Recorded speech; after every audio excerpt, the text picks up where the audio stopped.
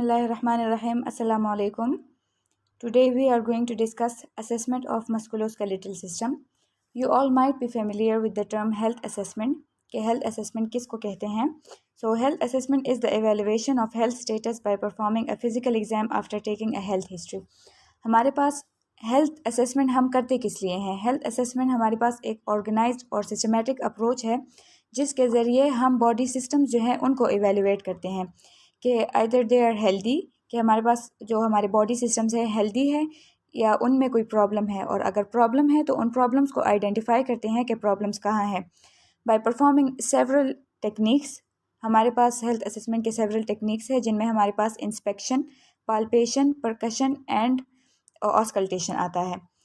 अब हमारे पास ये जो सेवरल टेक्निक्स है हम ये अप्लाई करते हैं. इसके साथ साथ हमारे पास कुछ स्पेशल टेस्ट हम यूज़ करते हैं प्रॉब्लम्स आइडेंटिफाई करने के लिए, या कुछ मैन्योर्स यूज़ कर सकते हैं जिनके थ्रू हम वो प्रॉब्लम आइडेंटिफाई करें.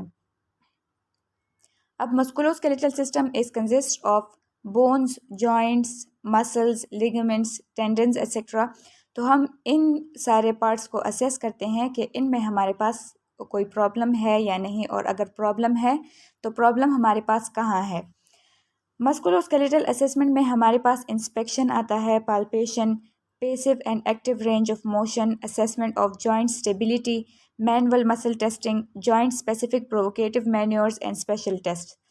ये इन सारे टेक्निक्स के थ्रू हम मस्कुलोस्केलेटल सिस्टम को असेस करते हैं.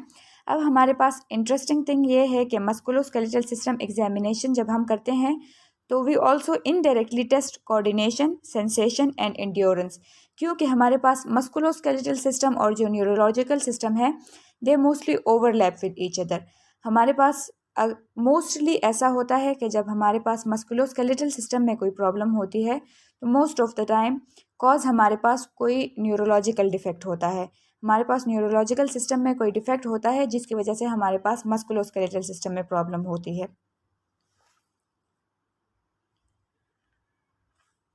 Now coming towards the musculoskeletal system, first of all assess for muscle or joint pain, stiffness, arthritis, gout, backache. अब सबसे पहले आपने पेशेंट से पूछना है कि उनको मसल या जॉइंट पेन तो नहीं है, पेन है तो कहाँ पे है, उसकी कैरेक्टरिस्टिक्स क्या हैं, ड्यूरेशन कितनी होती है, लोकेशन कहाँ पे है. स्टिफनेस, अगर उसको कोई जॉइंट स्टिफनेस है तो कहाँ पे है, कौन से जॉइंट में उसको प्रॉब्लम है. आर्थराइटिस, जो हम कहते हैं inflammation of the joints, joint inflammation उसको तो नहीं है. आपने चेक करना है जॉइंट्स को कि उसमें रेडनेस या स्वेलिंग तो नहीं है, उसके साथ पेन तो नहीं हो रहा. आपने आर्थराइटिस को असेस करना है. Gout which is a complex form of arthritis. हमारे पास गाउट जो है तो आर्थराइटिस का एक कम्प्लेक्स फॉर्म है जो कि हमारे पास हाइपर यूरिसीमिया से होता है. जब हमारे बॉडी में यूरिक एसिड की अमाउंट ज़्यादा हो जाती है इससे हमारे पास गाउट हो सकता है. तो आपने उसको असेस करना है. आपने पेशेंट से पूछना है कि उसको बैकिक तो नहीं है, कोई बैक पेन की प्रॉब्लम तो नहीं है, नेक पेन तो नहीं है. अब अगर प्रॉब्लम है, उसको पेन वगैरह है उसको, तो आपने उससे पूछना है कि उसकी लोकेशन कहाँ है. इफ़ प्रेजेंट डिस्क्राइब लोकेशन और अफेक्टेड जॉइंट्स और muscle, any swelling, redness, pain, tenderness, stiffness, weakness और limitation of motion or activity, include timing of symptoms duration and any history of trauma, neck और low back pain. अब हमारे पास first of all assessment में हम history लेते हैं patient से. तो हम हिस्ट्री में उससे ये सारी चीज़ें पूछेंगे कि अगर उसको पेन है तो कहाँ पे है, जो कौन सा जॉइंट है उसका जो अफेक्टेड है, कौन सा मसल है जिसमें पेन होता है उसको, अगर कहीं पे उसको पेन हो रहा है तो उसके साथ रेडनेस या स्वेलिंग वगैरह तो नहीं है, स्टिफनेस तो नहीं है, वीकनेस तो नहीं है, या जो है तो कोई लिमिटेशन तो नहीं है डेली लाइफ एक्टिविटीज़ परफॉर्म करने में या मूवमेंट करने में, उसको कोई प्रॉब्लम तो नहीं होती. ये सारी चीज़ें आपने उससे पूछनी है. Joint pain with systematic features such as fever, chills, rash, anorexia, weight loss और वीकनेस, जो कि हम मोस्टली आर्थराइटिस को असेस करने के लिए हम पूछते हैं और उसको असेस करते हैं, क्योंकि ये सारे सिम्टम्स हमारे पास मोस्टली आर्थराइटिस में होते हैं. अब फिज़िकल एग्ज़ाम जब आपने परफॉर्म करनी है तो सबसे पहले आपने इंस्पेक्शन करनी है. इंस्पेक्शन में हमारे पास first of all observe any lack of symmetry and evidence of trauma और डिजीज़. फर्स्ट ऑफ ऑल आपने पेशेंट को डायरेक्टली टच नहीं करना, you have to observe the patient, आपने पेशेंट को ऑब्जर्व करना है। नाउ ऑब्जर्व फॉर सिमिट्री, आपने देखना है कि उसके जो बॉडी पार्ट्स हैं वो सारे जो है तो उनका शेप ठीक है, सिमिट्री उनकी ठीक है। फॉर एग्जांपल कहीं पे स्वेलिंग तो नहीं है, डिफॉर्मिटी तो नहीं है, या दोनों अगर हैंड्स हैं तो वो सिमिलर है, उनमें कोई डिफरेंस तो नहीं है। आपने फर्स्ट ऑफ ऑल सिमिट्री के लिए ऑब्ज़र्व करना है पेशेंट को। फिर एनी एविडेंस ऑफ ट्रॉमा और डिजीज़, कि उसको कोई डिजीज़ तो नहीं है। डिजीज़ में फॉर एग्जांपल आर्थराइटिस को आप असेस कर सकते हैं, आप देख सकते हैं अगर कहीं पे उसके कोई जॉइंट में स्वेलिंग हुई हो या रेडनेस हुई हो कहीं पे, तो आप वो देख सकते हैं। या एविडेंस ऑफ ट्रॉमा, अगर उसको कोई चोट लगी हो या कहीं पे स्कार हो, आप वो भी देख सकते हैं। Look for muscle wasting, muscle wasting हम मसल वीकनेस या एट्रोफी को कहते हैं। इसका मतलब है कि हमारे पास उस स्पेसिफिक जगह के जो है तो जो मसल्स हैं वो हमारे पास वीक हो जाते हैं, या हम कहते हैं लॉस हो जाते हैं। जो मस्कुलर मास होता है वो हमारे पास लॉस हो जाता है, और वहाँ पे ऐसा लगता है जैसे बस बोन के ऊपर सिर्फ स्किन ही रह गई हो। और हमारे मसल्स जो हैं वो फिर कुछ इस तरह से नज़र आते हैं। अब आप यहाँ पे देख सकते हैं कि जो इसके लेग्स हैं उनका जो मस्कुलर मास है वो बिल्कुल लूज़ हो गया है। Inspect the joint contour shape and observe any evidence of swelling, deformity और इन्फ्लेमेशन।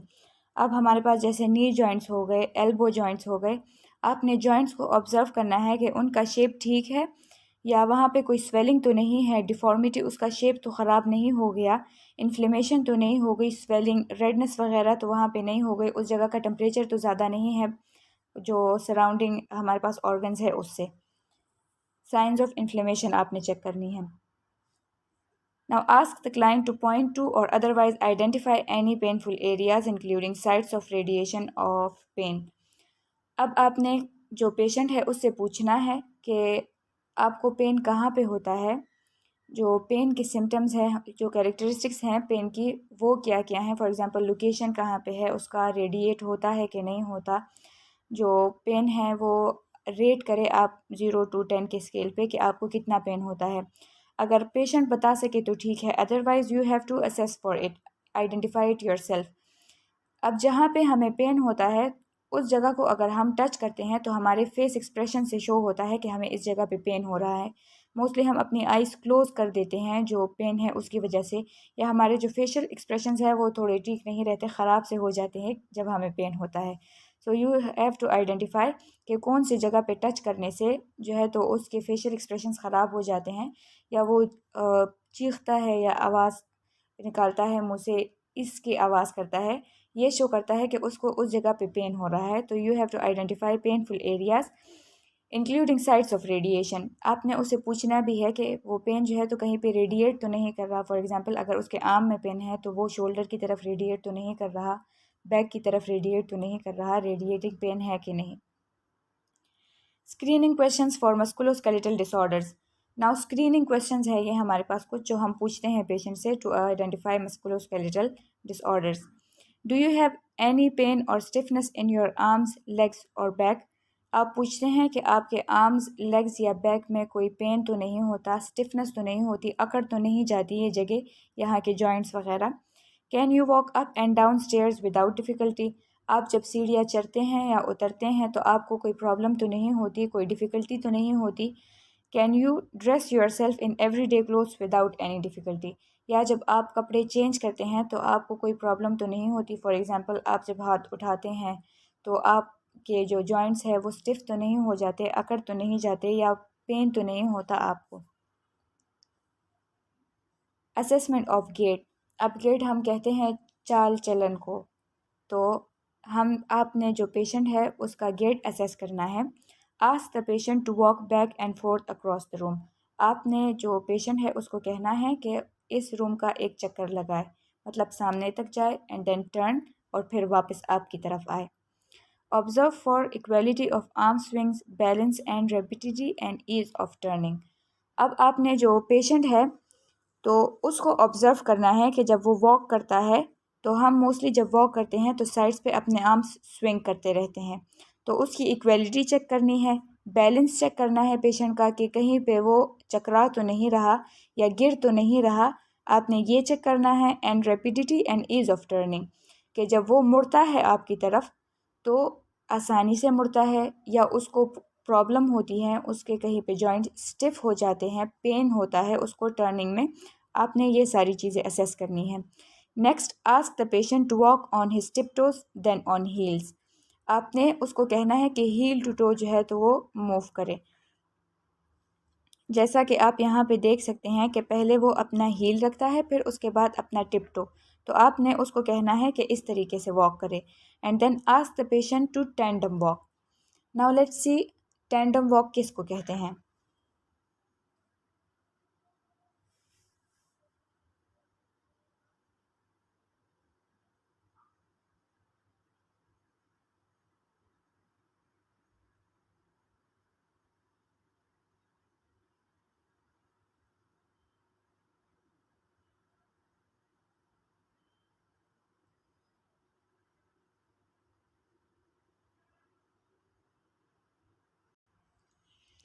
जैसा कि आप इस वीडियो में देख सकते हैं कि पेशेंट को हम बोलते हैं, मतलब करके दिखाते हैं कि वो अपना एक पैर दूसरे के सामने रखे डायरेक्टली और इसी तरह से वॉक करता रहे।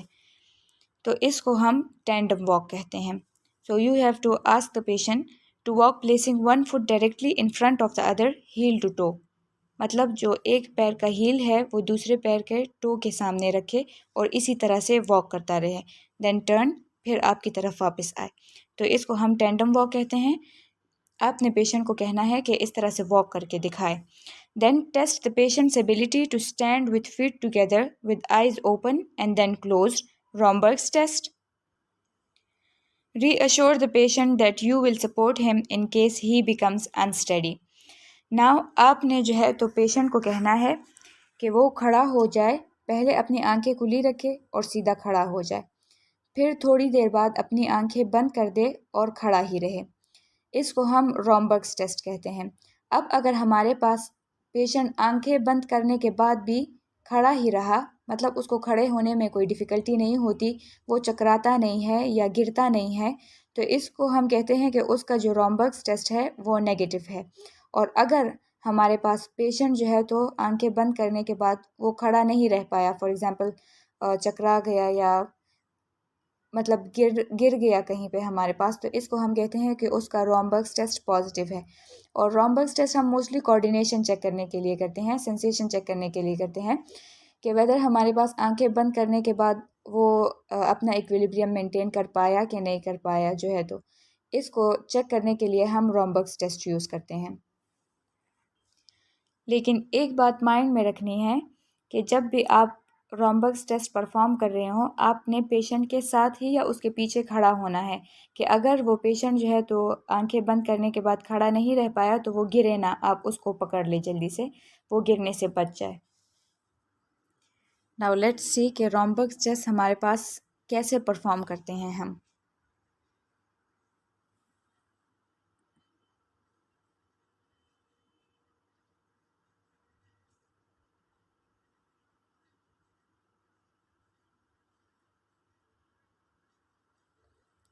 आपने पेशेंट को बोलना है कि वो सीधा खड़ा रहे with their feet close together और अपने आर्म्स फोल्ड कर दे और खड़ा हो जाए।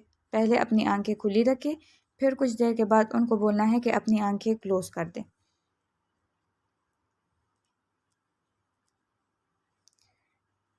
अगर दरमियान में पेशेंट्स ने अपने आर्म्स अनफोल्ड कर दिए या हिल गया तो हम दोबारा से टेस्ट परफॉर्म करेंगे। अब एक चीज़ जो हमने माइंड में रखनी है कि एज रिलेटेड फैक्टर्स भी हमारे पास रॉम्बर्ग्स टेस्ट को अफेक्ट करती हैं। तो हमने माइंड में रखना है कि टाइमिंग हमारे पास वेरी हो सकती है एज रिलेटेड। अब जैसा कि आपने देखा, हमारे पास नॉर्मली रॉम्बर्ग्स टेस्ट के जो हम टाइम लिमिट होती है हम 30 सेकेंड्स रखते हैं कि पेशेंट से आपने कहना है कि 30 सेकेंड्स के लिए वो सीधा खड़ा रहे अपनी आंखें बंद करके। अब आपने टाइमिंग भी नोट करनी है कि अगर कोई पेशेंट दरमियान में जो है तो खड़ा नहीं रह पाया या गिर गया तो कितने टाइम बाद वो गिरा या कितने टाइम के लिए जो है तो उसने अपना बैलेंस मेंटेन रखा अपनी आंखें बंद करके। नॉर्मल जो हमारे पास फाइंडिंग्स होंगी, person can walk in balance with the arm swinging at sides and can turn smoothly, person should be able to stand with feet together without falling with eyes open और close. अब हमारे पास जो है तो जो patient है हमारे पास normal अगर होगा, नॉर्मल फाइंडिंग्स होगी तो वो इजीली वॉक करेगा अक्रॉस द रूम। टर्न करने में भी उसको कोई डिफ़िकल्टी नहीं होगी, कोई प्रॉब्लम नहीं होगी। और जब रोम्बक्स टेस्ट हम परफॉर्म करेंगे तो रोम्बक्स टेस्ट भी उसका नेगेटिव आएगा। वो जो है तो चाहे उसकी आंखें बंद हो या खुली हो, वो अपना बैलेंस मेंटेन रख पाएगा, सीधा खड़ा रह पाएगा। नाउ अपर एक्सट्रीमिटी मसल्स। अपर एक्सट्रीमिटीज़ मतलब जो आपके हैंड्स वगैरह हो गए, उनको असेस करने के लिए first of all you have to inspect the muscles of the shoulder, arm, forearm and hand. पहले आपने जो फोर आर्म, आर्म्स, शोल्डर्स और हैंड्स के मसल्स हैं उनको असेस करना है। Note muscle size, bulk. आपने मसल जो साइज़ है उसको देखना है कि वो ठीक है कि नहीं ठीक, कहीं पे मसल वेस्टिंग तो नहीं हुई हमारे पास। Look for symmetry, atrophy and fasciculation. आपने सिमेट्री चेक करनी है कि दोनों जो हमारे पास आर्म्स है, एक को आपने दूसरे के साथ कंपेयर करना है कि कहीं पे एसिमेट्री डिफरेंस तो नहीं है हमारे पास, कहीं पे एट्रोफी तो नहीं हुई, मसल वेस्टिंग तो नहीं हुई किसी एक आर्म में या दोनों में। एंड फेजिकुलेशन। फेजिकुलेशन हमारे पास मसल ट्विच को कहते हैं, जो हमारे पास स्पॉन्टेनियस और involuntary muscle contractions and relaxations होते हैं, इसको हम जो है तो फेजिकुलेशंस कहते हैं। अब हम देखते हैं कि फेजिकुलेशंस हमारे पास दिखती किस तरह से हैं, किस तरह से मसल ट्विचेस हमारे पास होती हैं जिनको हम फेजिकुलेशंस कहते हैं।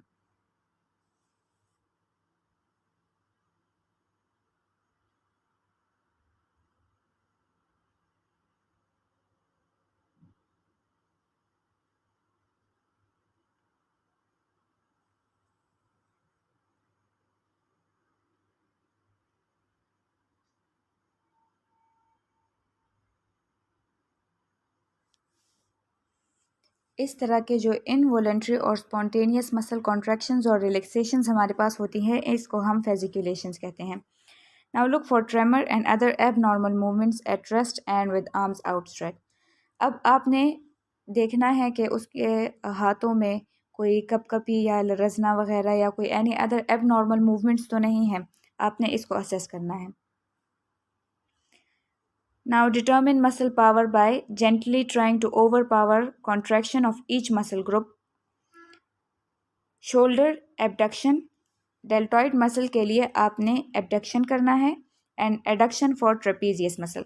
जैसा कि आप देख सकते हैं, आपने जेंटली ओवर पावर करना है। फॉर एग्जांपल उसके हैंड्स आउट स्ट्रेच है तो आपने नीचे से उसके हाथ पकड़ लेने हैं और उसको कहना है कि जो अपने हाथ है वो एबडक्ट करे, मतलब अपनी बॉडी की तरफ जो है तो वो लाए। तो आपने उसको ओवर पावर करना है कि वो नहीं कर सके, बट ज़्यादा रेजिस्ट भी नहीं करना कि उसको कोई तकलीफ़ ना हो, वो हर्ट ना हो जाए। इस तरह से आपने उसकी मसल पावर को असेस करना है।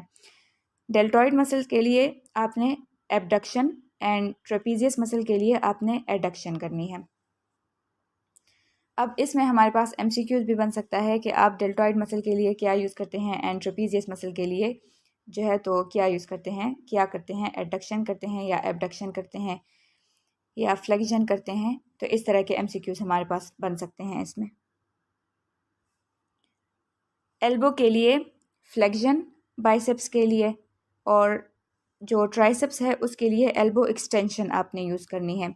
आपने सिर्फ उसको थोड़ी सी रेजिस्टेंस शो करनी है, थोड़ी सी उसको थोड़ा सा उसको ओवर पावर करना है। फॉर एग्जांपल आपने उसका हाथ पकड़ लेना है रिस्ट से and you have to ask the patient कि वो जो है तो अपना हाथ फ्लेक्स करे, मतलब अपना हाथ अपनी बॉडी की तरफ लेके आए। फ्लेक्शन और एक्सटेंशन जो आप ऑलरेडी मेरे ख्याल से पढ़ चुके होंगे, आपको आइडिया होगा कि फ्लेक्शन हमारे पास जब हम जो हमारी बॉडी है उसके करीब आते हैं एंड एक्सटेंशन जब हम जो मीडियल लाइन है हमारे पास उससे दूर जाते हैं, उसको एक्सटेंशन कहते हैं। तो हमारे पास बाइसेप्स के लिए फ्लेक्शन एंड ट्राइसेप्स के लिए एक्सटेंशन हम करेंगे। रिस्ट फ्लेक्शन और एक्सटेंशन भी आपने करनी है। रिस्ट फ्लेक्शन और एक्सटेंशन का मतलब है आपने उसका रिस्ट पकड़ लेना है and you have to ask the patient कि वो अपने हाथ को फ्लेक्स करे या जो है तो फिर आपने या एक्सटेंड करे। फिर उसके बाद हैंड ग्रिप जो है तो आपने वो कितनी मज़बूती से एक चीज़ को ग्रिप कर सकता है, पकड़ सकता है, आपने वो असेस करना है। अब मोस्टली हमारे पास जो हैंड ग्रिप है इसको असेस करने के लिए हम एक इक्विपमेंट यूज़ करते हैं which is known as dynamometer. लेकिन अगर हमारे पास डायनामोमीटर नहीं है मसल स्ट्रेंथ टेस्टिंग के लिए, तो हम फिर पेशेंट को अपना हाथ देंगे उसके हाथ में and you have to ask him कि वो मज़बूती से उसको पकड़ ले। इससे हम जो है तो मसल स्ट्रेंथ भी असेस करते हैं, ग्रिप स्ट्रेंथ जो है तो हम असेस करते हैं। एवरेज जो हमारे पास मेन की जो ग्रिप स्ट्रेंथ होती है वो हमारे पास 72.6 पाउंड्स होती है, और हमारे पास वुमेन की जो होती है so it is around 44 pounds. फिर उसके बाद आपने डिफरेंट टेस्ट परफॉर्म करने हैं which are known as opposition test, जिसको हम ऑपोजिशन टेस्ट कहते हैं। Opposition test consists of touching the four long fingers with the tip of the thumb. अब हमारे पास ऑपोजिशन फिंगर्स जो ऑपोजिशन टेस्ट है उसमें हम पेशेंट को कहते हैं कि वो जो अपना थंब है उसके टिप को ये जो बाकी लॉन्ग फिंगर्स है उसके साथ टच करें। जैसा कि आप इन पिक्चर्स में देख सकते हैं, हमारे पास opposition of thumb and index finger होता है। अब जो हमारे पास थंब है और इंडेक्स फिंगर हमारी फर्स्ट जो फिंगर होती है, आप पेशेंट को कहते हैं कि उन दोनों को टच करें। फिर opposition of thumb and little finger, हमारे पास थंब और लिटिल फिंगर होते हैं। And finger abduction and adduction जो हमारे पास कि हमारे पास फिंगर्स को जो है तो वो एबडक्ट करें एंड एडक्ट करें, जो हमारे पास लास्ट पिक्चर में जिस तरह से शो हुआ है। Determine limb tone resistance to passive stretch. अब हमारे पास मसल टोन हम कहते हैं is the amount of resistance to movement in a muscle. हमारे पास पैसिव एक मूवमेंट होती है, एक हमारे पास एक्टिव मूवमेंट होती है।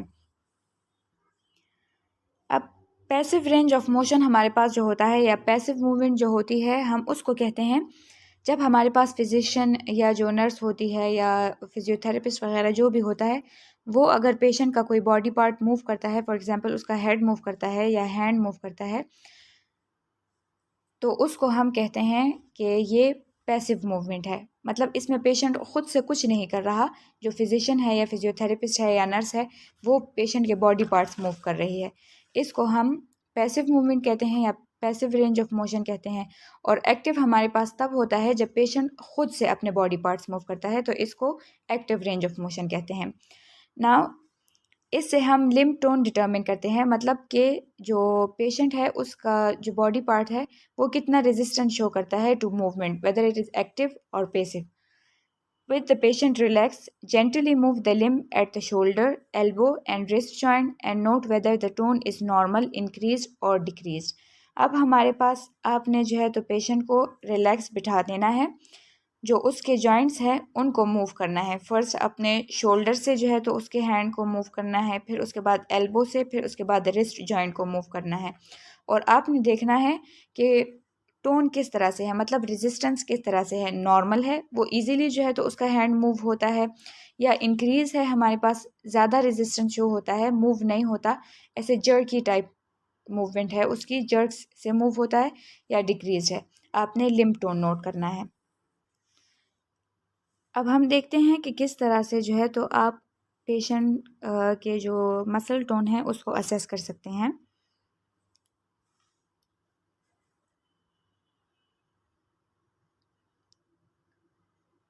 अब जैसा कि आप देख सकते हैं कि इसमें हमने जो है तो जो फिजिशियन है वो पेशेंट का हैंड हिला रहा है, मतलब it is passive range of motion check कर रहा है, लेकिन पेशेंट का जो हैंड है उसमें रेजिस्टेंस है।